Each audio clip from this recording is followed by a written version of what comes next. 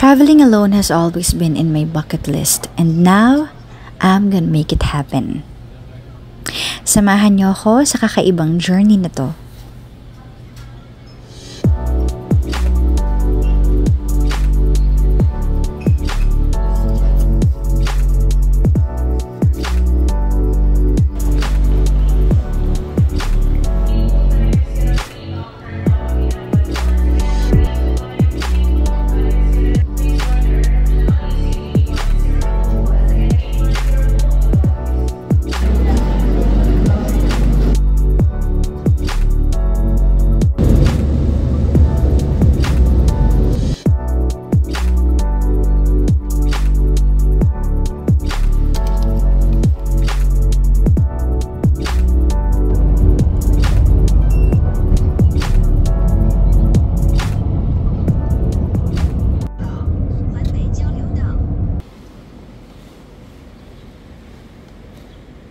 Hello, please help me. I want to go to 9th floor.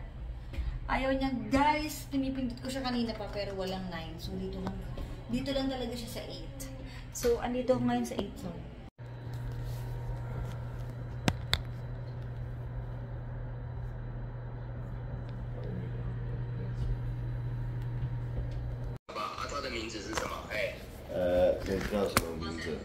What's your name? Clarice. Clarice. Yeah, Clarice. How many nights are you staying there?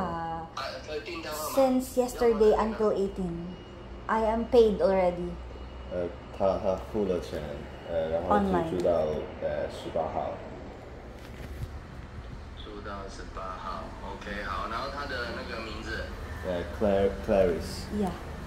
So, finally, andito na rin ako sa room. Savior si Kuya. Kasi kung hindi siya nagising sa ingay ko, hindi siya nabulahaw, hindi ako makakaakyat dito kasi hindi nape-press yung number 9 sa elevator. Parang may code pa yata bago bumukas. So, nahanap ko na lang yung room ko, guys. Ayun na siya. Finally.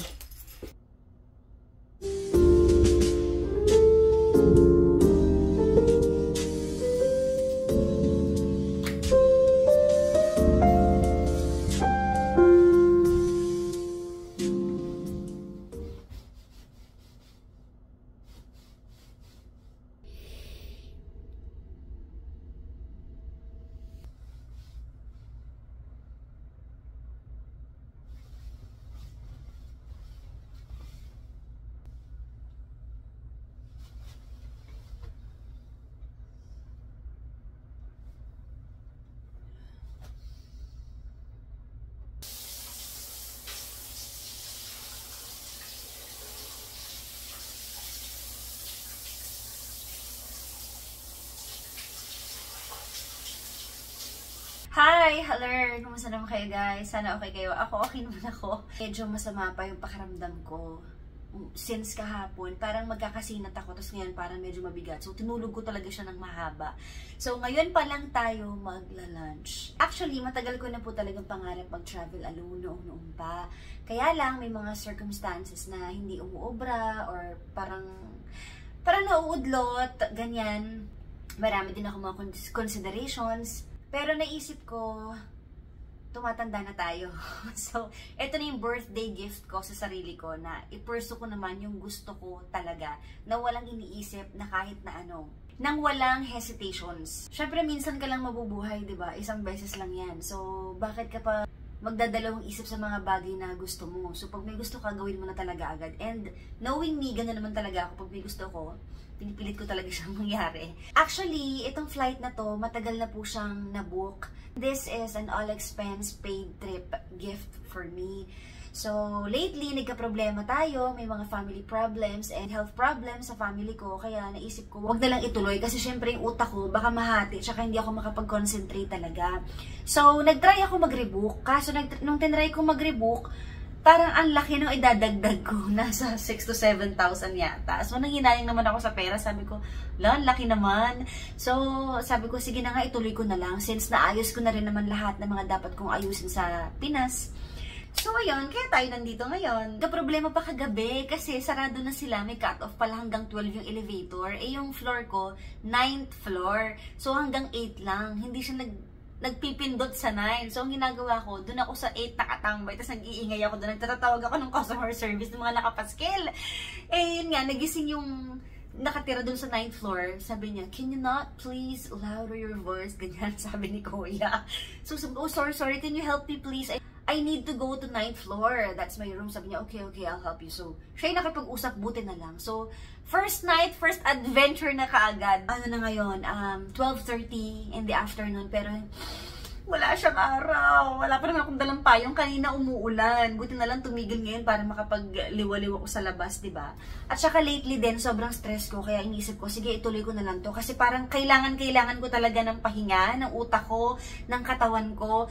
Yung parang nalulunod na talaga ako sa mga nangyayari. So sabi ko, kailangan ko na sigurong huminga din. Kaya, sige, tuloy ko na lang. Ilaban ko na lang to. Gusto ko talagang tahimik, quiet, and peaceful ambience, ganyan. And makapag-isip-isip din ako. Alam nyo, hindi naman kailangan lagi ng mga kasama sa paligid. Ikaw, sa sarili mo, kailangan kaibiganin mo rin yung sarili mo. Kasi when the time comes na wala kang pwedeng makasama or mag-isa ka na lang talaga sa buhay, at least, friend mo ang sarili mo. At minsan nga maraming tao sa paligid natin pero hindi naman totoo. So, better mag-isa ka na lang din. So, tara, let's i-room tour ko muna kayo. So, ang una nyo makikita is yung CR natin. Ayan.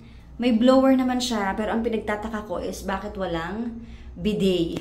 So, wala po siyang bidet. Pero may mga toothbrush naman siya and may shower. Ito yung tuwalya yung ginamit ko kanina. Ito, honest review guys. Butas po yung tuwalya ko. Ayan siya. Butas yung ginamit kong tuwalya. So, ayun. Paglabas mo naman, may hagdanan pababa. And then, may TV na hindi ko pa binubuksan. Tapos, may ref. Mini ref. Ayan yung gamit ko, guys. Pagpasensyahan nyo na nagbihis kasi ako. So, super duper liit lang talaga niya. Kasi parang isang box. Ganun siya. Ayan, nag-charge ako ng phone. So, bakit ako dito sa Honey Prince Hotel? Kasi po, mura siya dito. 1.8 lang. So, wala kayong ma-expect na malaki kasi nga 1.8 per night lang, 'di ba? Wag na wag pala kayong magta-taxi dito, guys, from the airport kasi sobrang mahal. $2,000 yung binayad ko sa taxi. Pero wala akong choice kasi madaling araw na yun kaya kailangan ko talagang mag-taxi.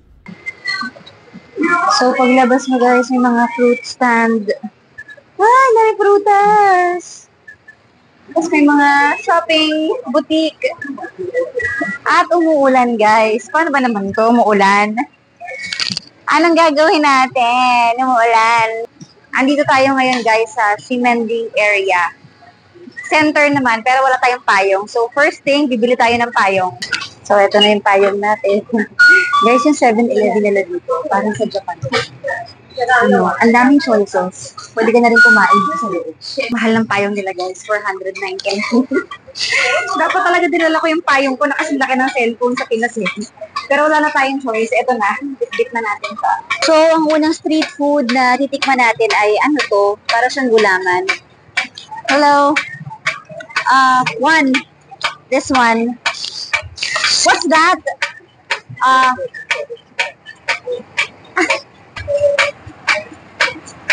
Parang may peanut butter. Ang sarap. So, dito ako sa bilihan ng bag. Ito yung nakita kong bag kasi hirap na ako sa mga gamit kong dala. May maliit na ganito, tapos may tripod. So, magpapalit tayo ng bag. Naka-shopping pa nga tayo, ano.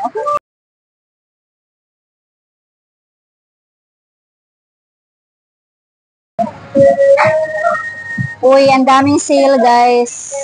Ito nyo ba yan? Sarap mag-shopping. So, andito tayo sa area ng Ximending. Ito talaga yung famous area na kung gusto mong matao at saka pagpunta mo ng Taiwan, marami kang gustong gawin. Dito ka. Nakakainggan yung bumili. Nakita niyo ba itong mga shoes na to? Ang cute! Sale siya. Alam ko na pasalubong ko. Ang cute din ng mga polo. OMG! I like it! Nasa 690 lang siya, guys. Ganda! Dito tayo magla-lunch kung saan pinipilahan talaga siya ng mga tao. Dahil masarap daw dito. As in, ayan, nakapila tayo.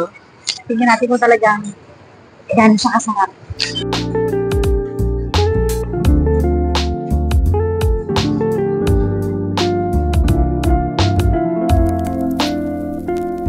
So, nakaupo na tayo. Ito yung kanilang famous braised pork, rice, and egg. Tapos, syempre, kumuha ako ng sabaw. Yan. Ito yung soup nila. Tikman na natin. Uy, ang sarap niya.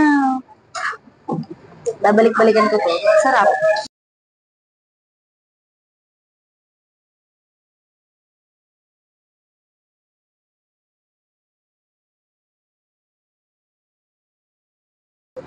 Ano siya, medyo maasim-asim. So, ito yung kanilang Paris version. Uy, ano to?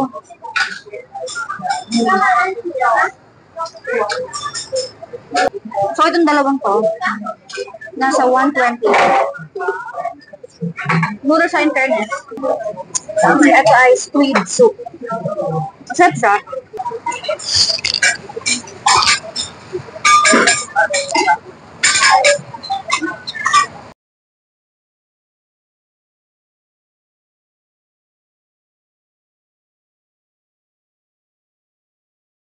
So, it's time for dessert. So, dito sa katabi nito, merong tofu pudding.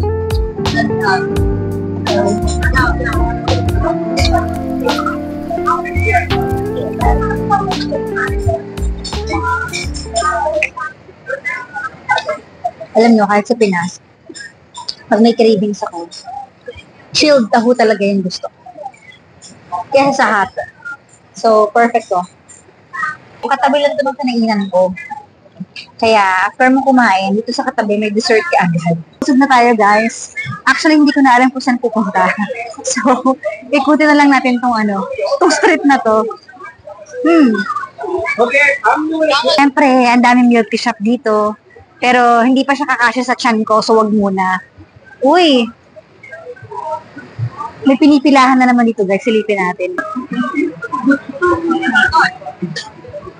Mga fruits. Andito na tayo sa highway.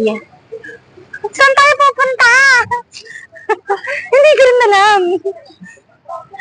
Ito. Dito muna tayo sa Family Mart. Kasi, kailangan ko bumili ng SIM. Uy, nakapunta po kayo dun sa Rainbow?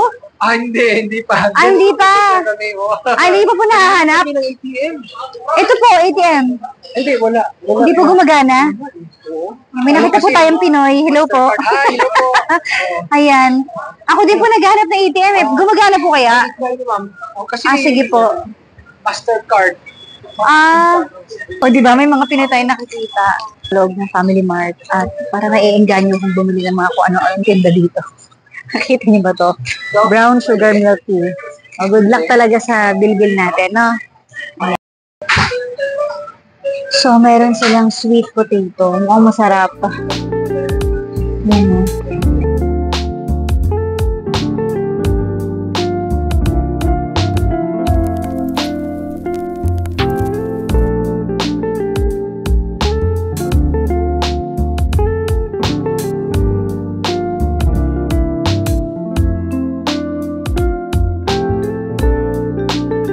So, dito sa tapat ng hotel ko, merong Starbucks nakatapat. So, anytime pwede tayo mag-kape.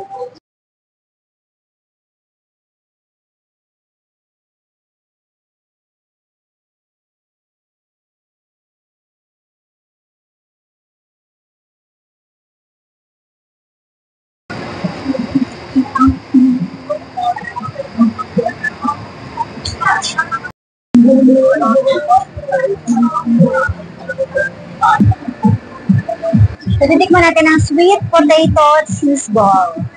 Dahil may hilig din tayo sa cheese.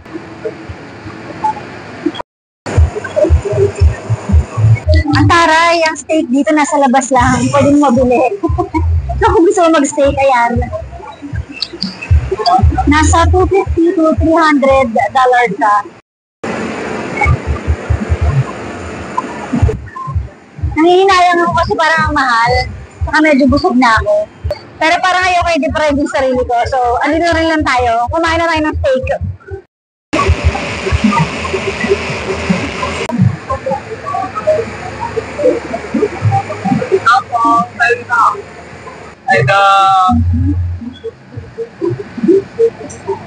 All you, wait, what?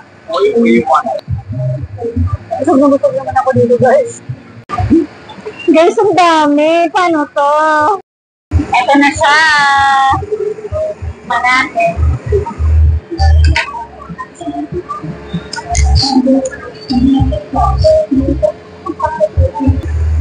Medyo mahirap siyang nguyuin. Chewy.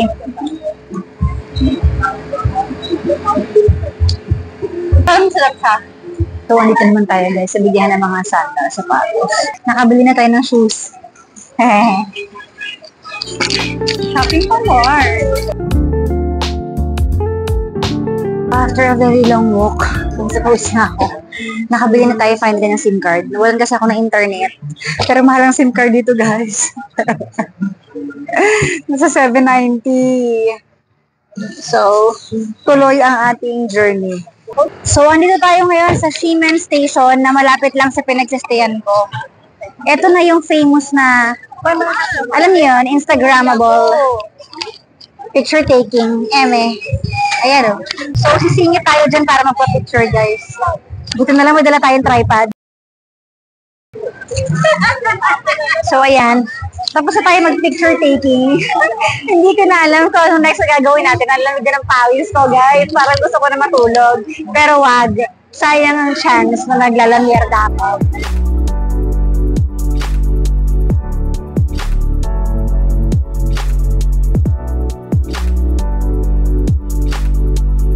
Ayun, nakikifangirl ako dito. Ba't ako nakikifangirl? Diba? Bigyan na lang ako sumulpot dito, guys. Pero paano ko picture? So, makikigaya lang tayo, guys. Mag-hofer matago. Hindi ko talaga. Hindi ko alam pinagagawa ko sa buhay ko. Yeah.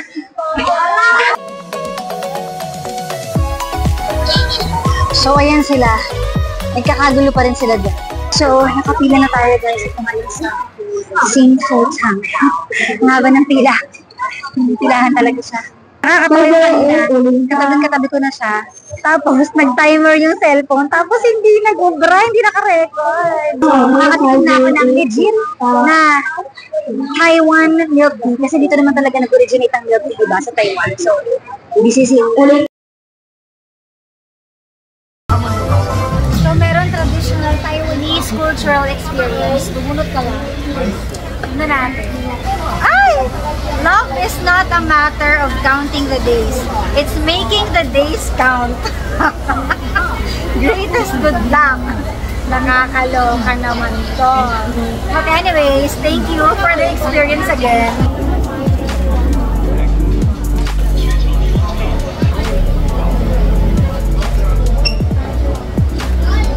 Grabe, ang lambot ng tapioca.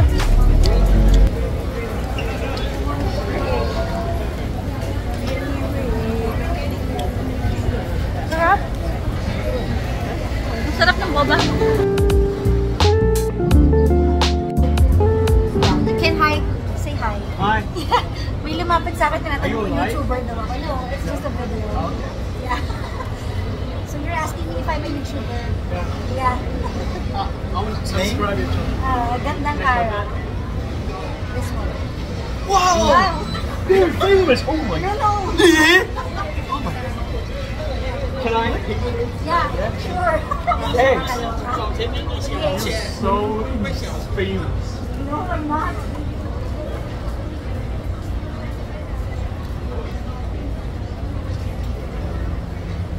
Thank you.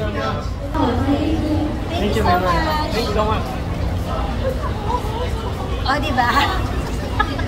Bigla may lumapit sa akin. Siguro nakikita nag-video ako. So, nag-early siguro sila. So, at this point, guys, hinalingan na ako. At this point, uuwi na tayo kasi kailangan ko na ng pahinga. Tutuyan na ako ng pawis sa likod. Sobrang ano na yung pawis ko sa likod. Feeling ko nilalamig na siya. So, bago pa tayo magkasakit, uwi na tayo. Thank you for today. Nag-enjoy ako sa journey ko with myself. Sana nag-enjoy din kayo. Bye!